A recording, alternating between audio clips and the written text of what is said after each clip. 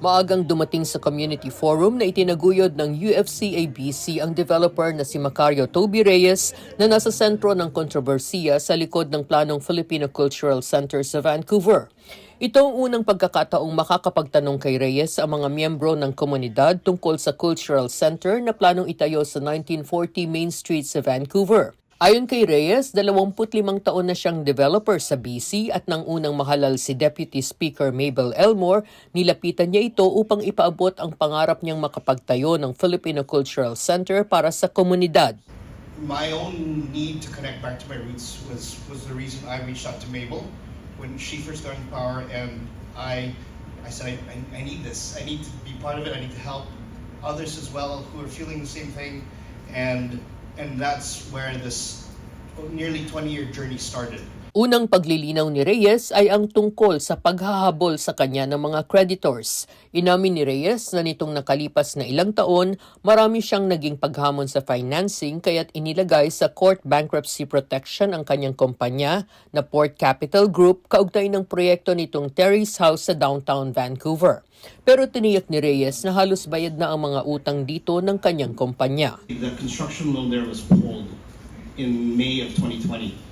And when we sought CCAA during that time to protect us, to try to find a solution. But when you seek protection in one project, and I personally guaranteed almost $500 million worth of other projects, you have a cascading effect because you cross the fault on everything else. So the last 5 years have been extremely hard on me rebuilding our company and making sure we've paid close to 90% of the indebtedness already. Sa ginanap na forum, tinanong din kay Reyes ang tungkol sa pagiging dating secretary ng DPWH ng kanyang lolo, ang yumaong construction magnate na si David Consunji.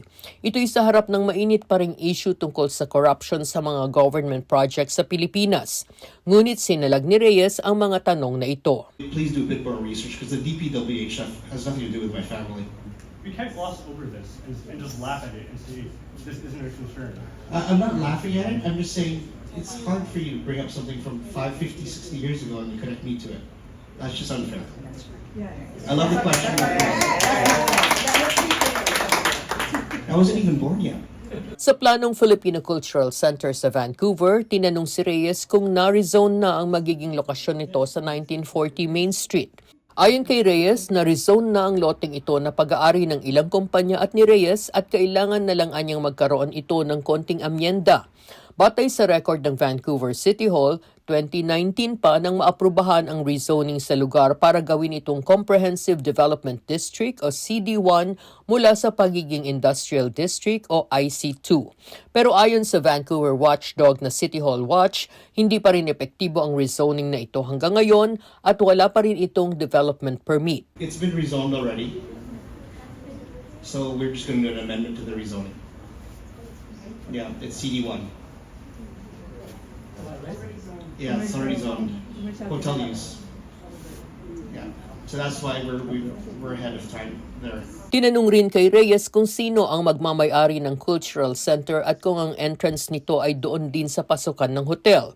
Gusto rin nilang malaman kung magkakaroon ng dress code pagpasok sa Cultural Center at kung makikialam ang hotel kapag naingayan ito dahil sa mga pagtitipon.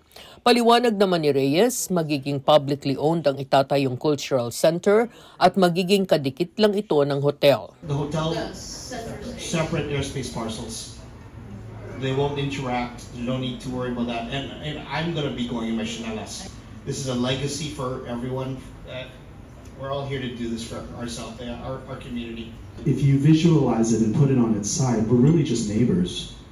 We're two buildings that are connected by a wall. And so, much like other buildings or other developments, the cultural center is its own thing, and the hotel, if you look at it horizontally, is its neighbor. And so they're very separate entities, and they move in very separate ways, and they're governed in different ways as well, and they're not owned by the same entity either. Sa ilalim ng kanilang plano, sinabi ni Reyes na may porsyentong kukunin sa kita ng hotel para ilagay sa isang endowment fund na siyang pagkukunan ng mga gasto sa operasyon ng Cultural Center. What we're doing as on the investment development side is committing a percentage of the profits and earnings of this hotel to the center to create a perpetual endowment so that it can be self-sustainable and we don't need to be, constantly looking for money. Tiniyak ni Reyes na handa siyang maipaalam sa komunidad ang iba pang magiging update sa kanilang plano. I think what we saw today was a bit of an explanation that there's a process. Actually, there's more than one. There's hundreds of things that, as a proponent, we have to deal with. So you'll see more over time, and you'll also see us dealing with them. So it's just not one time. It's several touch points that will continue to report back to the community. Dagdag pa ni Reyes, 20 taon na niyang ipinupursige na magkaroon ng Filipino Cultural Center sa Vancouver at hindi anya dapat isipin ng mga kababayan na minamadali niya ito. It's not a rush. In my opinion, it's 20 years in the making. Yeah, there's a lot of things to do. And there's so much to do that we don't want to wait another 20 years. We're doing everything we can to make it happen. Yes, and the city's helping us as well. So we'll do it. What will happen Thank to the you. center if you decide to sell? No, we will not sell it. We're not here to sell it. Kasama rin ni Reyes na humarap sa forum na inorganisa ng UFC-ABC ang mga leader ng Filipino Legacy Society na siyang nagsulong ng proyekto sa Vancouver City Hall, ang Mabuhay House Society at ang NPC3. Samantala, lumabas noong nakaraang buwan ang isang foreclosure order mula sa BC Supreme Court na naguutos kay Reyes na bayaran ang lender na MIB Enterprises ng $2.7 million kaugnay ng utang niya sa 1940 Main Street. Mula sa Vancouver, ako si Rowena Papasin, ang inyong patrol abroad.